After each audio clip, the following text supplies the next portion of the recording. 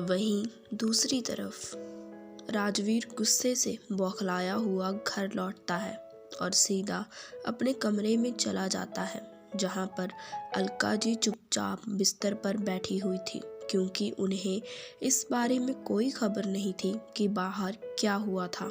उनकी आंखें रोने के कारण सूज चुकी थी और उनमें एक खालीपन था। राजवीर झटके के साथ दरवाज़ा खोलता है और अंदर आते ही जोर से दरवाज़ा बंद भी कर देता है और उनके ऐसा करने से अलका जी थोड़ा सहम जाती हैं और खड़े होते हुए कहती हैं, राज, आप।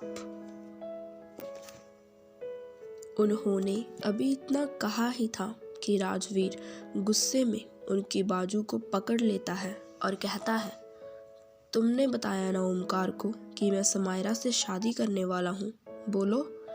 अलका जी की आंखों से दर्द के आंसू निकल आते हैं और वो धीरे से अपना सिर हाँ में हिला देती है, तो राजवीर उन्हें एक और धक्का देता है और फिर पास ही पड़ी शराब की बोतल उठाकर उनकी तरफ फेंक देता है। वो तो अलका जी की किस्मत अच्छी थी कि बोतल उनसे ज़रा सी दूरी पर गिरी, वरना अगर वो उन्हें लगती तो वो बुरी तरह से घायल हो सकती थी। राजवीर का गुस्सा अब हद पार कर रहा था। वो उनकी तरफ बढ़ा ही था कि इतने में कोई उनके कमरे का दरवाज़ा खटखटाता है। राजवीर खुद को काबू करता है और अलका जी की बाजू पकड़ उन्हें झटके से उठाता है और जाकर दरवाज़ा खोलता है। बाहर दरवाजे पर एक नौकर खड़ा था, जो कि डरा हुआ था, क्योंकि उसने कमरे के अंदर से आ रही आवाज़ों को सुन लिया था। राजवीर उस नौकर को गुस्से से घूरता है और कहता है, यहाँ क्यों आए हो? वो नौकर राजवीर से कहता है, साहब, वो ओमकार बाबा आए हैं और उनके साथ में एक लड़की भी है, वो दोनों बाहर ही खड़े हैं। ये बात सुन राजवीर की मुट्ठियाँ गुस्से से भिग जाती हैं और वो नौकर को जाने को कहता है और बिना पीछे मुड़े अलका जी से कहता है, तुम्हारा बेटा शादी करके आया है, जाओ और जाकर स्वागत करो उसका। अलका जी हैरानी से उसकी तरफ देखती हैं, क्योंकि उन्होंने सिर्फ ओमकार को ये बताया था कि उसके पापा किसी से शादी करने जा रहे हैं, पर यहाँ तो ओमकार ही शादी कर आया था, पर किससे? अलका जी जल्दी से खुद के कपड़े वगैरह ठीक करती हैं और नीचे की तरफ चली जाती हैं। नीचे हॉल में घर में मौजूद सारे लोग खड़े थे, जिनमें ओमकार के चाचा अधिप, उनकी पत्नी सुरेखा और उनके बच्चे नायरा और यश भी खड़े थे। साथ ही ओमकार के दादाजी और दादी भी थे। सभी हैरानी से दरवाजे की ओर देख रहे थे, जहां पर ओमकार समायरा के साथ में खड़ा था। वहीं राजवीर पास में पड़े सोफे पर बैठा था और गुस्से से समायरा को ही घूर रहा था। अलका जी के आते ही समायरा झुककर उनके पैर छूकर आशीर्वाद लेती है और अलका जी प्यार से उसके सिर पर हाथ फेरते हुए कहती है, सदा खुश रहो बेटा। समायरा मुस्कुरा देती है और फिर अलका जी ओमकार और समायरा की आरती उतारती हैं और सारे रीति रिवाजों के साथ समायरा का घर प्रवेश करवाती हैं और समायरा भी उनकी हर बात अच्छे से मानती है और घर के अंदर आ जाती है। समायरा घर के अंदर आते ही देखती है कि ये घर उसके घर से काफ़ी बड़ा था। अलका जी किसी नौकरानी के साथ समायरा को ओमकार के कमरे में भेजती है और खुद ओमकार का हाथ पकड़े उसे बाहर लेकर जाती है, ताकि उससे इस सब के बारे में पूछ सके। कुछ समय बाद वो दोनों वापस घर के अंदर आते हैं तो ओमकार की नज़र वहाँ पर बैठे राजवीर पर पड़ती है और वो उसके पास जाता है और कहता है, डैड, वो मैं। इससे पहले कि वो आगे कुछ कहता, राजवीर वहाँ से उठकर अपने कमरे में चला जाता है और ओमकार उसे जाते हुए देखता रहता है, पर वो कुछ भी नहीं कहता, क्योंकि उसे पता था कि उसके डैड अब उसकी बात नहीं सुनने वाले जब तक कि उनका गुस्सा शांत नहीं हो जाता। सभी के वहाँ से जाते ही यश ओमकार के पास आता है और उसके कंधे से कंधा टकराते हुए कहता है, क्यों भाई, शादी भी कर ली? और अपने से छोटे भाई को बताया तक नहीं। हाँ, ओमकार उसे घूर कर देखता है पर कहता कुछ नहीं, और उसे कुछ बोलते ना देख यश फिर कहता है, वैसे भाई अभी ना आप यहाँ मत रुको, सीधा अपने कमरे में जाओ, क्योंकि मेरी प्यारी सी भाभी आपका इंतजार कर रही होंगी। ओमकार उसे नासमझी में देखता है और कहता है, वो क्यों मेरा इंतजार करेगी? यश उसकी बात सुन अपना माथा पीट लेता है और कहता है, भाई कभी तो बिजनेस की दुनिया से निकल असलियत में आ जाया करो। अरे भाभी आपका इंतजार क्यों करेगी? क्योंकि आज आपकी शादी हुई है। और आज रात कौन सी रात है? ओमकार खिड़की के बाहर झांकते हुए कहता है, शायद पूर्णिमा है। यश को अब खुद पर गुस्सा आ रहा था कि वो क्यों ओमकार से बात कर रहा था। वो खुद पर काबू पाते हुए दोबारा से ओमकार को समझाते हुए आगे कहता है, भाई आपकी शादी हुई है और इसका मतलब ये है कि आज आपकी वो वाली रात है, और वही रात जो शादी के बाद सबकी ज़िंदगी में आती है। और अब समझ जाओ ना यार, मैं कितनी कोशिश करूँगा। यश की बात सुन ओमकार की आंखें बड़ी हो जाती हैं, क्योंकि उसने इस बारे में तो सोचा ही नहीं था कि ऐसा भी कुछ होगा। और वो मन ही मन खुद से कहता है, इस बारे में तो मैं सोचना भी भूल गया, और इस चीज़ के बारे में तो मैंने कॉन्ट्रैक्ट में भी कुछ नहीं लिखवाया। कहीं वो लड़की ये सब ना सोच रही हो, कहाँ फंस गया मैं भी।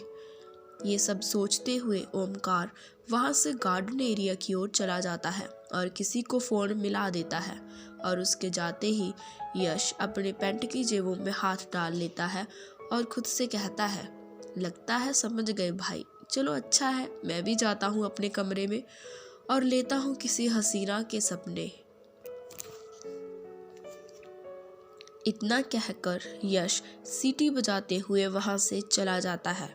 और वहीं दूसरी तरफ ओमकार के कमरे में समायरा धम से बिस्तर पर बैठ जाती है और उसके पास में खड़ी नायरा उसे देखते हुए कहती है, क्या हुआ भाभी, आप ये पहन रहे हो ना?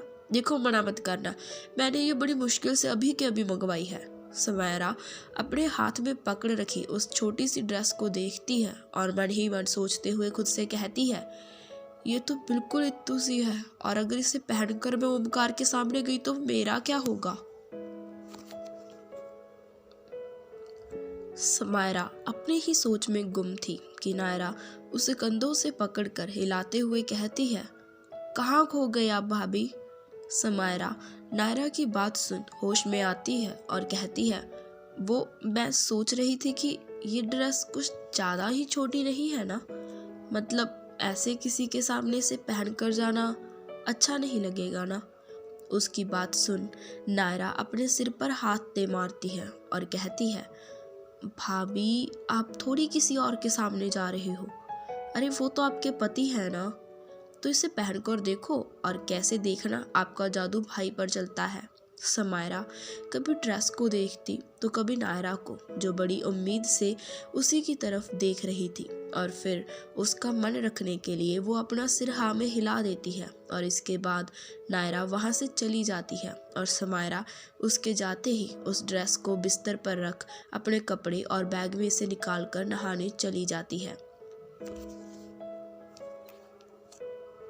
समायरा के वहाँ से जाते ही ओमकार कमरे के अंदर आता है और चारों तरफ अपनी नज़रों को घुमाता है। जब उसे यकीन हो जाता है कि समायरा यहाँ पर नहीं है तो वो जाकर बेड पर आराम से बैठ जाता है। तभी उसकी नज़र अपने सामने पड़े लाल रंग के कपड़ों पर पड़ती है, तो उसे देख ओमकार कहता है, ये क्या है? वो उसे अपने हाथ में उठा लेता है और देखता है तो उसकी आंखें फटी की फटी रह जाती हैं और वो उस ड्रेस को दूर फेंकते हुए कहता है, ये लड़की तो पूरी तैयारी के साथ आई है, अब मैं क्या करूं? मैंने सोचा नहीं था कि ये इतनी तेज निकलेगी। ओमकार अपनी ही सोच में था कि समायरा बाथरूम से बाहर निकलती है और ओमकार की तरफ देखती है, जो अपनी ही किसी सोच में गुम था। वो चलते हुए उसके सामने जाती है और उसके चेहरे के आगे अपना हाथ फिराते हुए उसे होश में लाने की कोशिश करती है। और तभी ओमकार झटके से होश में आता है और उससे दूर हो जाता है। और उसके अचानक ऐसा करने से समायरा चौंक उठती है और कहती है, क्या हुआ? ओमकार उसे अजीब तरीके से घूरता है और ड्रेस की तरफ इशारा करते हुए कहता है, ये सब क्या है? हमारी कोई प्यार व्यार वाली शादी नहीं हुई है जो तुम ये सब लेकर घूम रही हो। समायरा ड्रेस को उठाकर छुपा देती है और हकलाते हुए कहती है, हाँ तो मैंने कब कहा कि हमारी शादी प्यार वाली हुई है? और ये सब मैं लेकर नहीं आई, ये तो वो नायरा देकर गई है। समायरा की बात सुन ओमकार सिर्फ कहकर जवाब देता है और फिर समायरा की तरफ कुछ पेपर्स बढ़ाते हुए कहता है, इन पर तुम्हारे साइन कर दो। ये कॉन्ट्रैक्ट के पेपर्स हैं जिनमें सब कुछ साफ साफ लिखा है और मैंने साइन कर दिए हैं।